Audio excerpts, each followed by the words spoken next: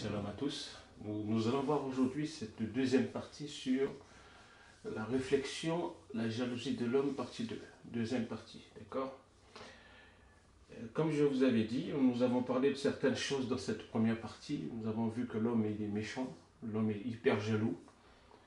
Et la façon de se comporter montre réellement que la personne est jaloux ou jalouse vis-à-vis de l'autre. Alors nous allons continuer un petit peu dans le même sens. Et que la parole du Tout-Puissant ne retourne pas à lui sans effet, qui nous aide à marcher selon ses préceptes, ses ordonnances, qui nous aide à faire ce qui lui plaît ici-bas, que nous ne calomnions pas qui que ce soit, et que nous ne soyons pas jaloux de qui que ce soit aussi, qu'il en soit ainsi. Dans cette deuxième partie, dans Ecclésiaste chapitre 7, verset 7, il nous est dit « La calomnie exaspère le sage et lui fait perdre sa force d'âme. » La calomnie. Pourquoi calomnier les autres? Pourquoi calomnier quelqu'un en allant dire des choses que la personne n'a pas fait? Je pense que je mettrai, si le Créateur le permet, un partage sur la calomnie, qu'est-ce que ça fait. D'accord? Parce que je l'avais déjà enregistré, je ne l'avais pas mis sur YouTube, mais je vais le refaire, le réenregistrer pour pouvoir le mettre. D'accord? Pourquoi calomnier quelqu'un? Pourquoi médire quelque chose? Pourquoi médire quelqu'un? Pourquoi dire des choses que la personne n'a pas fait? Pourquoi jalouser? La calomnie et aussi va vers la jalousie. Parce que plus les gens vous calomnient, plus ils vous jalousent aussi. D'accord? Continuons. Nous avons vu dans la première partie ce diapo que vous êtes en train de voir là. D'accord? Où je vous disais, les gens parlent derrière votre dos pour 3 raisons. Quand ils ne peuvent pas atteindre votre niveau, d'accord? Quand ils n'ont pas ce que vous avez, quand ils essaient de copier vos styles de vie, ils n'y arrivent pas. Vous savez, comme je dis souvent, on doit se contenter de ce que le Créateur nous donne. Et comme je vous ai expliqué dans la première partie, le pied ne peut pas haïr ni jalouser les mains. Parce que chaque membre de notre corps a une fonction bien spécifique. C'est pourquoi nous avons les 5 sens, le goût, le toucher, la vue, etc. etc. Chaque sens ne peut pas jalouser l'autre. Est-ce que vous comprenez ce que je veux vous dire? Donc, pour le Mashiach, nous j'ai dit, car ils savaient que c'était par envie qu'ils avaient livré le Mashiach. Ils l'avaient livré par envie, ils l'avaient livré par jalousie, ils l'avaient livré par haine gratuite. Et aujourd'hui, vous avez des gens qui vous haïssent gratuitement, sans avoir rien fait contre eux. Sans avoir rien fait contre eux, je répète. Et les gens vous envient. Pourquoi envier quelqu'un? C'est le Créateur qui donne à chacun selon ce que dont lui il a décidé. Ce n'est pas nous qui décidons, comme je vous ai expliqué par rapport à Jérémie. Et nous allons voir un petit peu par rapport à Néhémie bientôt. D'accord? Nous avons vu aussi Joseph, nous avons vu Moïse, nous avons vu aussi Aaron. D'accord? Continuons. Proverbe, chapitre 6, verset 34. Car la jalousie met un homme en fureur, et il est sans pitié au jour de la vengeance. La jalousie amène la fureur. D'accord? Il met un homme en fureur. Quand vous êtes jaloux, vous êtes furieux. Est-ce qu'un homme qui est énervé fait ce que le Créateur attend de lui? C'est une question que je pose. D'accord? Il est dit, l'amour fait naître la jalousie, mais la jalousie fait mourir l'amour. Alors, regardez bien comment je vous ai pris des proverbes que j'ai cherchés un petit peu sur Internet. L'amour fait naître la jalousie, mais la jalousie fait mourir l'amour. Tu as une telle jalousie en toi, ça devient maladif. Tu as une telle jalousie en toi, ça rend les gens malheureux autour de toi. C'est pourquoi il est dit, la jalousie met un homme en fureur. Il est sans pitié au jour de la vengeance. Les conséquences de la jalousie. Vous êtes sans pitié. Tellement vous êtes jaloux.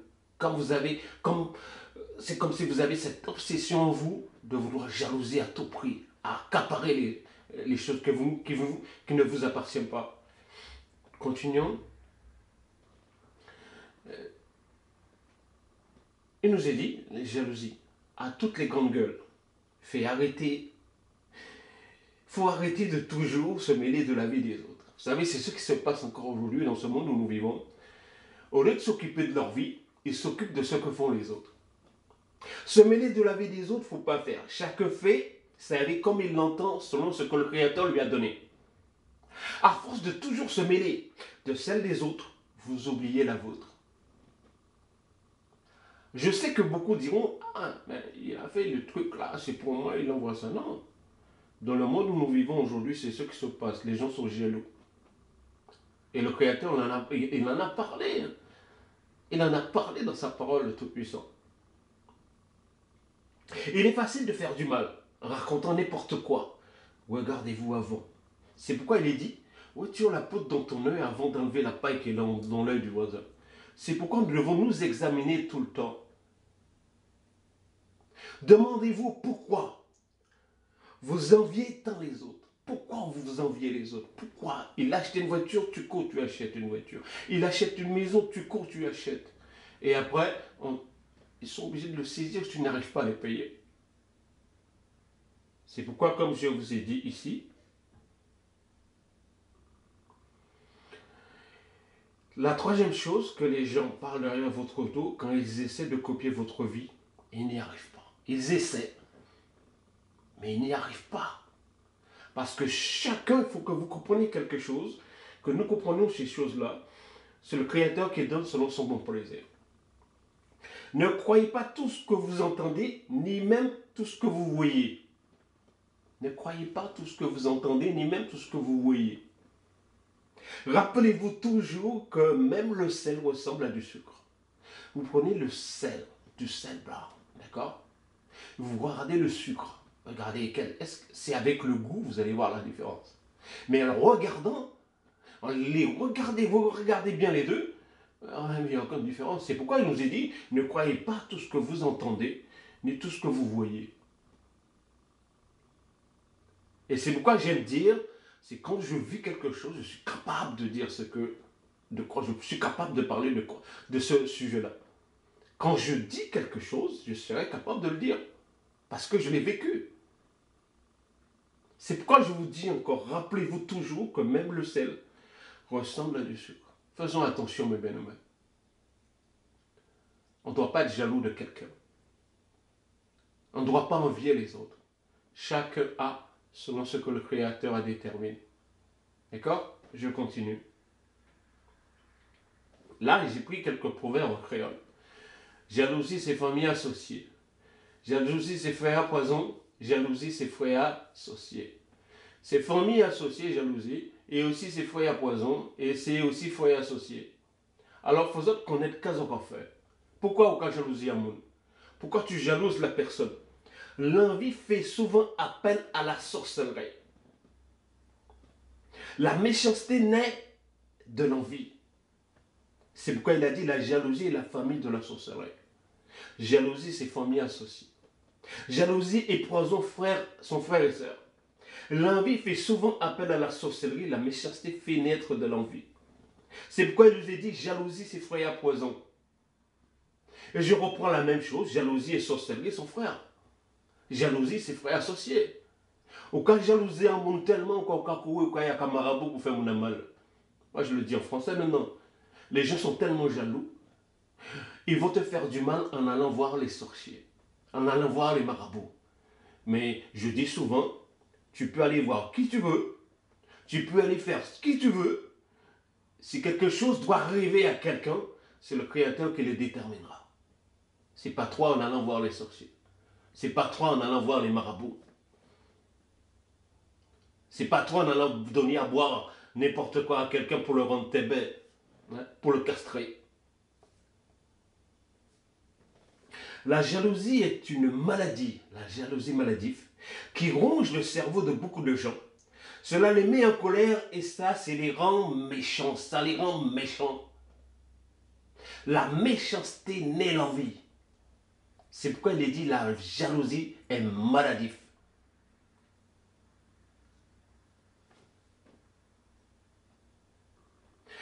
Le psaume 106, verset 16, nous est dit Ils se montrèrent dans le camp, jaloux contre Moïse, contre Aaron. Nous avons parlé déjà de cela.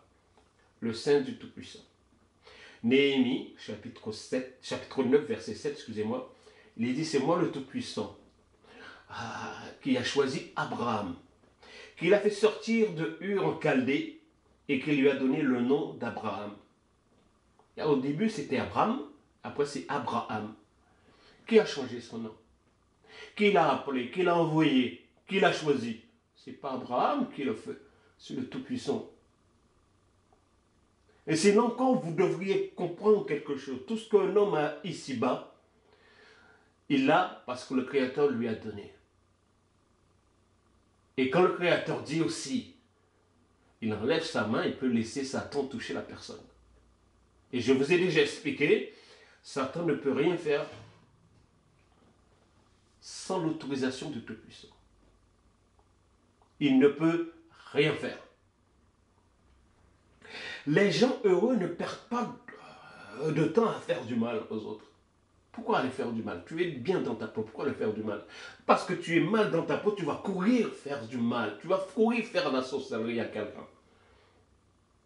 La méchanceté est une chose de malheureux, médiocre et jaloux. La méchanceté est une chose malheureuse, médiocre et jaloux. Pourquoi tu as cette haine, cette méchanceté en toi? C'est pourquoi nous devons nous examiner chaque jour. Vous savez, je ne m'attends pas à ce que ces 3 partages fassent beaucoup de vues. Et ce n'est pas le but. Il suffit qu'une seule personne soit touchée et je suis un homme heureux. Parce que dans ce monde où nous vivons encore aujourd'hui, il va y avoir de plus en plus de méchanceté, de plus en plus de jalousie et de plus en plus de sorcellerie. Et c'est pourquoi je vous ai expliqué, la jalousie, ça peut se trouver au sein d'une famille, au sein du travail, au sein d'une ville, au sein d'un pays, au sein d'une nation, etc., etc. C'est pourquoi je vous ai donné l'exemple de Moïse, d'Aaron, Néhémie, vous avez aussi Jérémie, vous avez aussi David, vous avez Salomon, vous avez aussi Joseph, vous avez encore tant d'autres. Quand le Créateur a choisi Jacob par rapport à Ésaü, ce que vous voyez, il y en a 2, il y en a un qui l'a choisi. Ok. Pourquoi je dis qu'il y en a un qui l'a choisi? C'est par rapport à son peuple, israélite. D'accord? Les 12 tribus. Proverbe chapitre 14, verset 30. Il nous est dit, un cœur calme est la vie du corps, mais l'envie est la carie des os. Une petite parenthèse par rapport à Ésaü et Jacob. Souvenez-vous, à un certain nombre de générations, ils pouvaient rentrer dans le royaume du Tout-Puissant. D'accord? Souvenez-vous de cela. Ils peuvent rentrer dans l'assemblée. Parce que j'en ai parlé quand j'ai fait le partage sur Ésaü, qui est Ésaü Édom. D'accord? Ta vie est le résultat des choix que tu as faits. Si tu n'aimes pas ta vie, il est temps de faire de meilleurs choix. Vous savez, les gens ont tendance à copier sur les autres. Moi, comme je dis souvent, j'aurai ce que le Créateur a déterminé pour moi. Et non le contraire. Ça qui est là pour de l'eau par acheter, c'est en créole, on ne va pas les créoles là-bas. Ce qui est pour toi, l'eau ne peut pas l'emporter. Ce que le Créateur a déterminé pour toi, l'eau ne peut pas l'emporter. Les hommes ne peuvent pas enlever cela sur toi. Personne ne peut enlever ça. Ta vie est le résultat de tes choix. Tu choisis de faire du mal à quelqu'un, sache que ça te retombera dessus. Ok? Si tu n'aimes pas ta vie, qu'est-ce que tu fais? Tu changes. Tu demandes l'aide au Créateur. Et c'est pourquoi je vous ai déjà dit, je le répète encore, quand je vois le Créateur faire quelque chose pour quelqu'un, je dis, Père, bénis-moi aussi. Donne-moi. Et s'il voit ce que moi je demande, c'est pas bon pour moi, il me donnera autre chose. C'est comme cela que je vois la vie. D'accord? Continuons. Parfois, il vaut mieux ne pas crier son bonheur trop fort, car la jalousie a le sommeil léger. Parfois, et tout le temps je peux dire cela, faites attention avec qui vous parlez, à qui vous dites vous avez fait ceci, cela. À qui vous dites vous avez des actions, la personne va dire tiens je vais en acheter, et après la personne ne peut pas supporter cela, qu'est-ce que la personne est obligée de faire? Elle est obligée de vendre après. Ce n'est pas tout le monde qui a les mêmes caractéristiques, les mêmes dons. je ne peux pas expliquer plus que cela, mes bien-aimés. Proverbe chapitre 27, verset 4. La fureur est cruelle et la colère impétueuse. Mais qui résistera devant la jalousie? Qui? Souvenez-vous ce que je vous ai dit ici.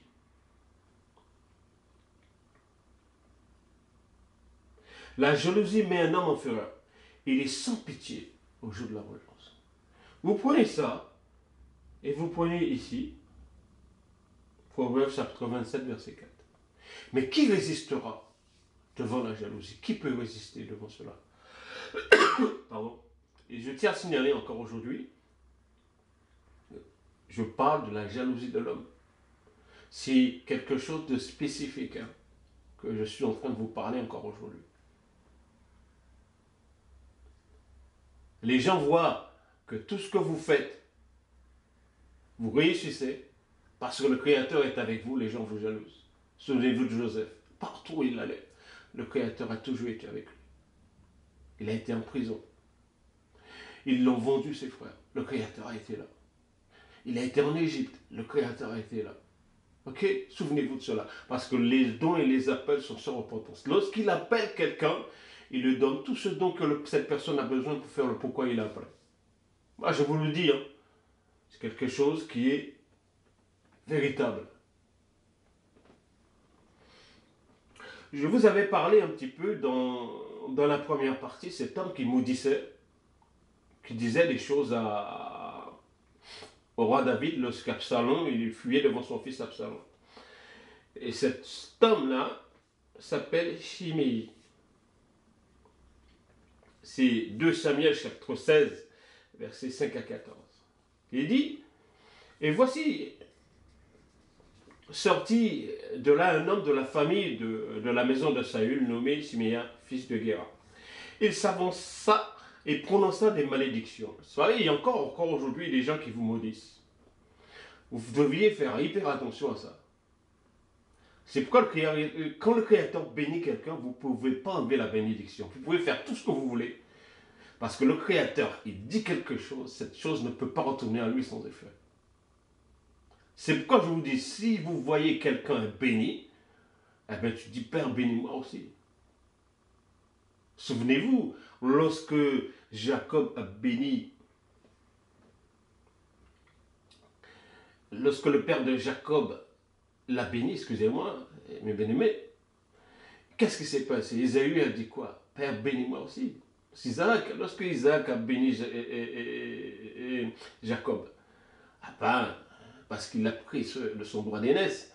Souvenez-vous, ce qui s'est passé. Ah ben, en revenant, Isaïe a dit, Père, bénis-moi aussi. Ah ben, nous aussi, nous devons dire, Père, puisque tu as béni un tel, bénis-moi aussi. C'est pourquoi je vous dis, faisons très très attention. Il jeta des pierres à David et à tous ses serviteurs, Shimei. Alors Shimei, excusez-moi, parlait ainsi en le maudissant. Va-t'en, va-t'en, homme de sang, méchants hommes. Il y a encore des gens qui vous disent n'importe quoi, qui vous balancent n'importe quoi au visage. Faisons attention. Après, l'Éternel fait retomber sur toi tout le sang de la maison de Saül. C'est ce que Shimei dit à David, dont tu occupais le trône. Et le Tout-Puissant a livré le royaume entre les mains de ton fils Absalom. Et te voilà malheureux, comme tu le mérites, car tu es un homme de sang. Regardez qu'est-ce qu'il dit. Il dit, tu es un homme de sang.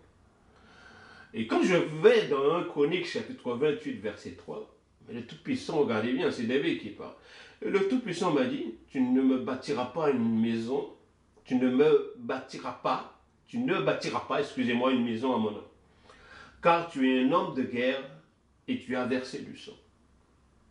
Et quand je prends aussi 1 Chronique, chapitre 22, verset 8, mais la parole de Tout-Puissant m'a été adressée ainsi, tu as versé beaucoup de sang. Tu as versé beaucoup de sang. Et souvenez-vous ce que Shimei dit à David. Car tu es un homme de sang.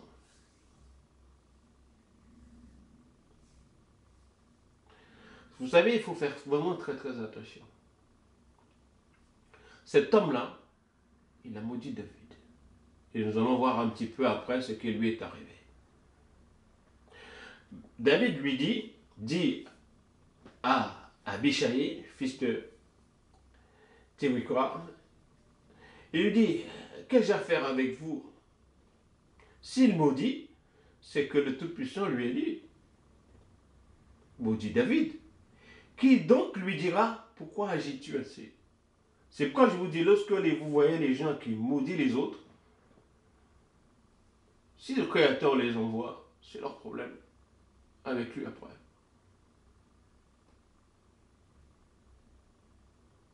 C'est après, David, il dit, laisse-le, et qu'il maudisse, car le Tout-Puissant le lui a dit. Après, il continue, peut-être que le Tout-Puissant regardera-t-il mon affliction, et me fera-t-il du bien en retour des malédictions d'aujourd'hui? Et Shimei marchait sur le flanc de la montagne près de David, et en marchant, il maudissait. Il jetait des pierres contre lui. Il faisait voler la poussière. Cet homme, il maudisait David. Est-ce que David a dit à Abishai, va et tue-le? Non, il a dit laisse-le, laisse. Ce qu'il méritait, c'est que le Créateur fasse de lui ce qu'il veut.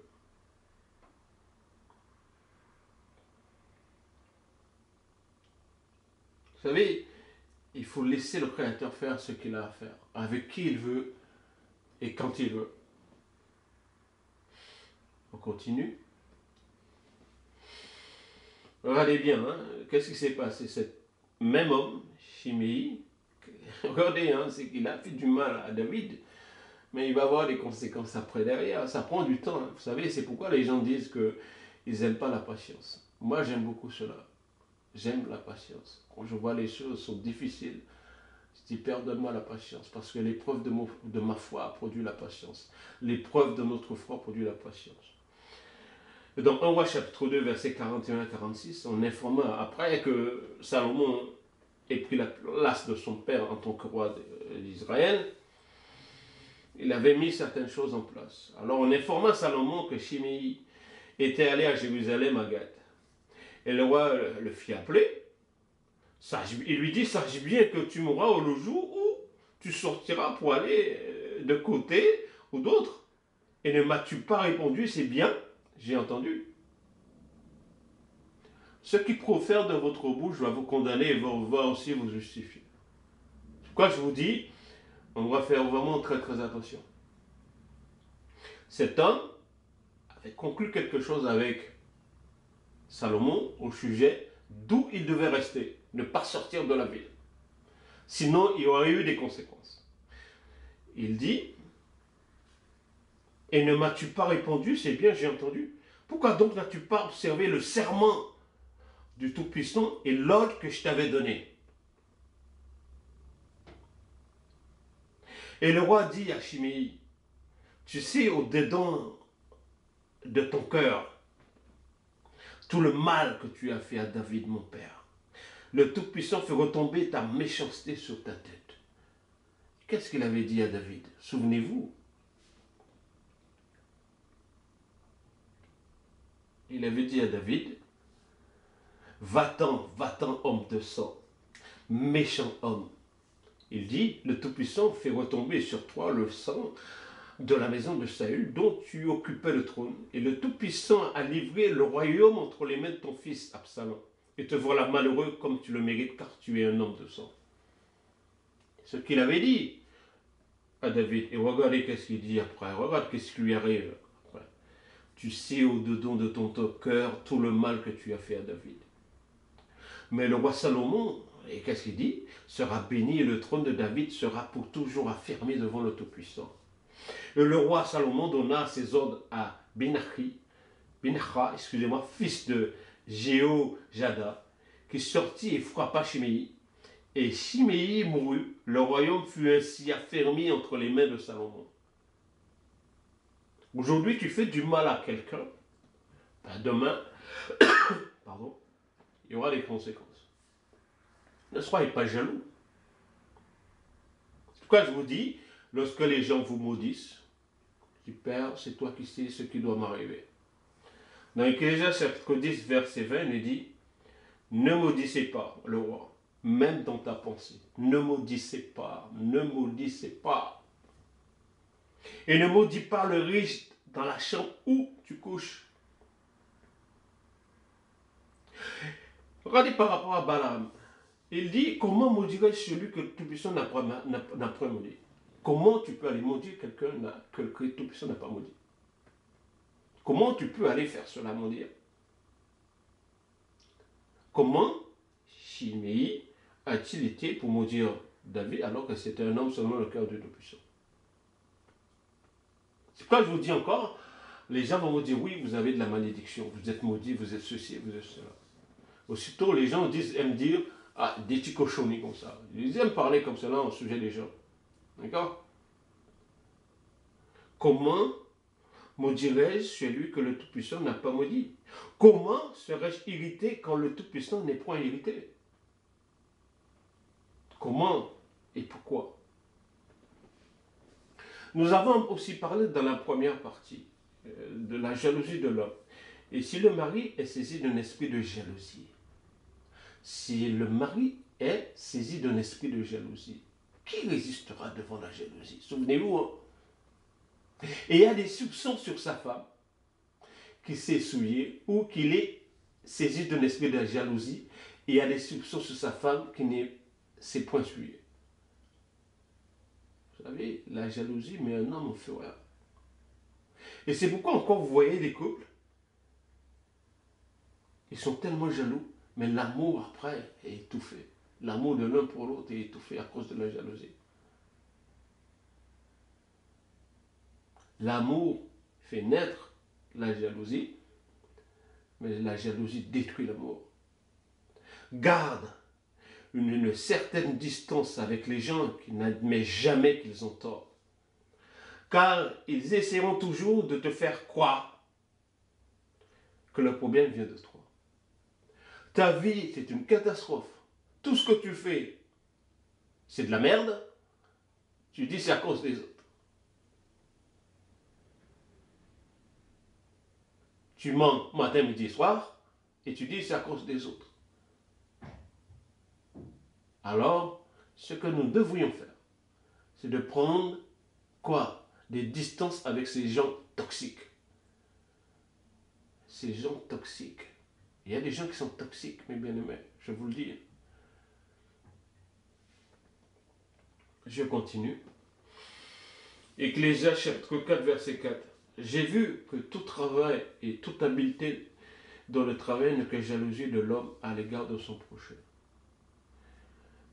Tout travail et toute habileté dans le travail n'est que jalousie à l'égard de son prochain. Je vous ai parlé que vous pouvez trouver la jalousie au sein du travail, au sein d'une famille, au sein d'une communauté, au sein d'une rue, au sein d'une ville, etc., etc. La jalousie de l'homme à l'égard de son prochain. C'est encore là une vanité et la poursuite du vent. La jalousie d'autrui a, du moins cet avantage parfois, de nous faire découvrir notre propre bonheur. Parfois, vous vivez d'une façon, vous avez l'habitude d'avoir certaines choses. Lorsque vous voyez que la personne vous envie, la personne vous jalouse, vous avez ce goût-là. Vous dites, ah, je ne comprenais pas, maintenant je comprends. Je dois savourer tout ce que j'ai. Tout ce que le Créateur me donne, je dois le savourer. C'est pourquoi je répète, la jalousie d'autrui a du moins cet avantage parfois de nous faire découvrir notre propre bonheur. Vous avez un niveau de vie qui est très élevé. Mais l'autre qui n'a pas le même niveau de vie que toi, il te jalouse à tel point, à certains moments, tu vas te rendre compte comme quoi tu vis dans quelque chose d'extrême. Le fait que le Créateur t'a choisi par rapport à quelqu'un d'autre, tu dois te dire, ah, je commence un peu à comprendre, même si c'est difficile. Ecclésiaste chapitre 7, verset 20-21. Car il n'est point sur la terre de juste qui fasse le bien, il ne pêche pas. Il n'y a personne sur terre qui ne pêche pas. Je vous le dis, celui qui dit qu'il ne pêche pas, c'est un menteur. Mais ne dépose pas ton cœur. Ne dépose pas dans ton cœur toutes les paroles que disent les impies. N'écoute pas tout ce que disent les gens. Examine toutes choses. C'est pourquoi les gens, ils vont vous dire, venir vous dire, ah tu sais, un tel était à tel endroit, là, des colporteurs de paroles. D'accord? Juste pour semer la zizanie, hein. Ces gens-là, ils font ça. Mais ne dépose pas en ton cœur toutes les paroles que disent les impies, de peur que tu n'entendes ton serviteur te maudire. Donc, lorsque les gens viennent vous raconter quelque chose, examinez. Parce que c'est la même chose qu'ils vont dire après. Ils vont venir, ils vont vous parler d'un tel, et après, si tu dis une petite phrase, et ce que la personne va dire après, derrière, c'est pas du tout la même chose. Faisons, et faites vraiment très très attention. La jalousie d'autres, que je répète, a du moins cet avantage parfois de nous faire découvrir notre propre bonheur. Conclusion de cette deuxième partie. Cantique des Cantiques, chapitre 8, verset 6. Mets-toi comme un seau. Mets-moi comme un seau, excusez-moi, sous ton cœur. Comme un seau sous ton bras. Car l'amour est fort comme la mort.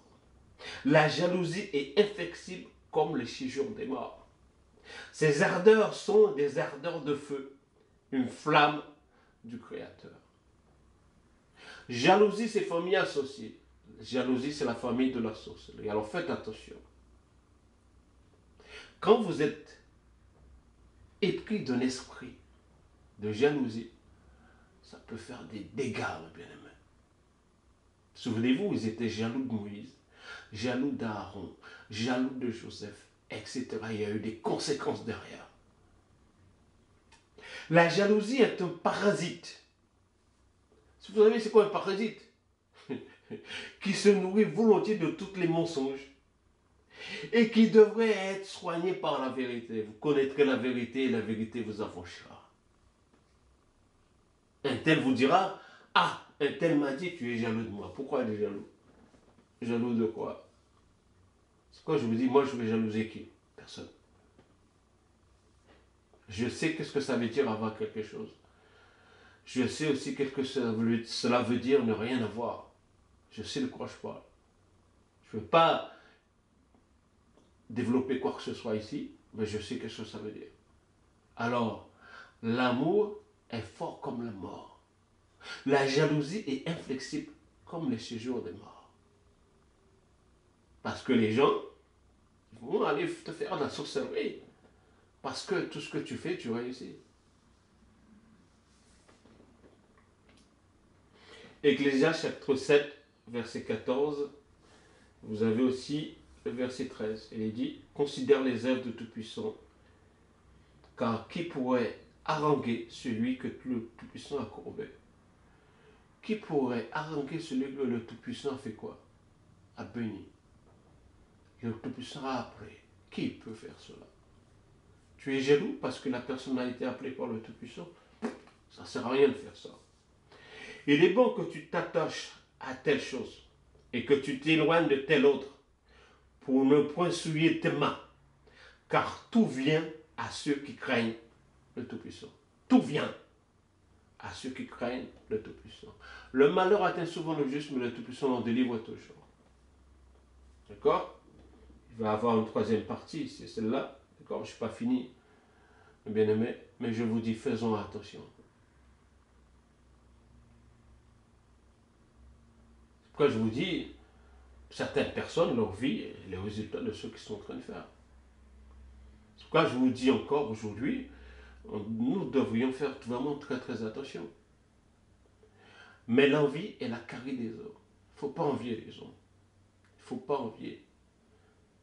L'envie, parce que je reste dessus vers la fin là.